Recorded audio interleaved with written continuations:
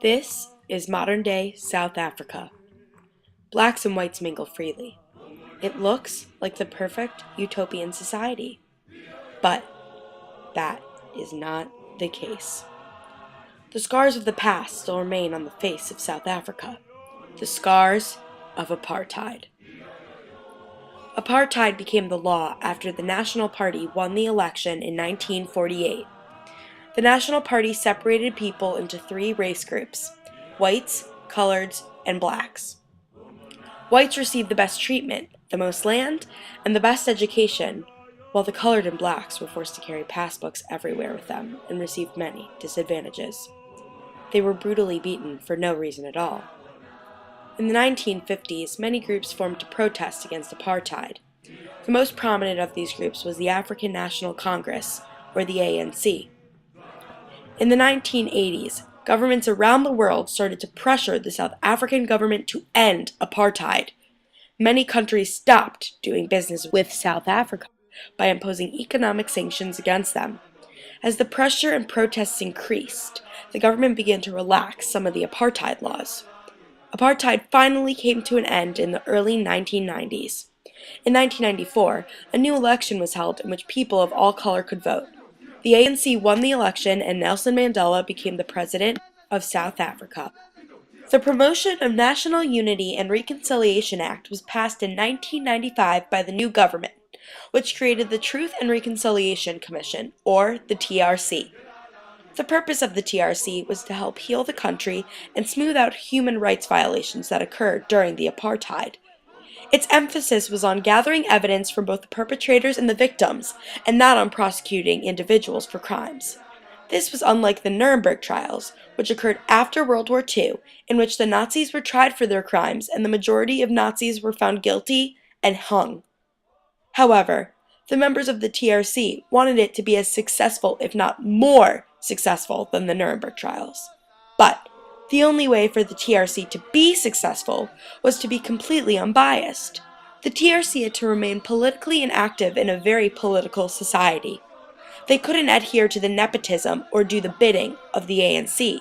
The TRC served the interests of justice by appearing unbiased and keeping constituency alive, all while balancing curveballs and troubles that were thrown their way.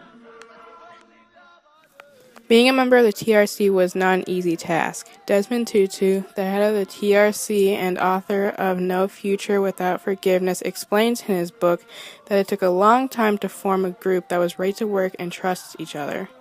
Once the apartheid ended, the people of the TRC were just thrown into their jobs. They had no time to prepare for mistakes that had been made. When Tutu was appointing members to the TRC, he had to make sure that they brought indispensable attributes to the process. Every single member of the TRC made sacrifices to better the nation of South Africa as a whole. They were extremely personal costs, marriages were ruined, and many members were psychologically damaged from going into depth about the horrors that occurred during the apartheid. Even though some information was successfully hidden, the information still impacted the members of the commission. Some of the scandals that the TRC had to endure were resolved peacefully due to the calm and collected manner of the members of the commission. Tutu explains that he decided to be accessible and straightforward as possible, so the media never doubted that he was hiding facts. This prevented clandestine information about the TRC to be leaked to the public and allowed major issues in the TRC to be resolved without the hype of the public media. The most stressful crisis the TRC solved was the ANC application for amnesty. Although they were given ample time, they arranged a last-minute meeting to discuss the notice they had received for the hearing.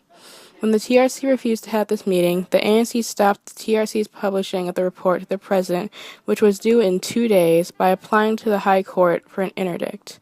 The credibility of the TRC was on the line. The TRC voted on what to do, and it came to a deadlock.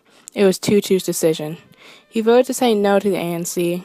Tutu explained that the end result of changing the report would have been that everyone out there would have said that there was positive proof that the Truth and Reconciliation Commission was a lackey of the ANC, and the whole process was an elaborate charade set up to do the ANC's bidding. Tutu saved the reputation of the TRC by doing so, allowing them to remain politically uninvolved and stand their ground. Despite all of the troubles the TRC faced, they were still able to remain unbiased, as they kept constituency alive, and they truly worked towards the beginning of a new South Africa. For now, we leave you with a quote from Tutu. Our humanity is caught up in that of all others. We are human because we belong.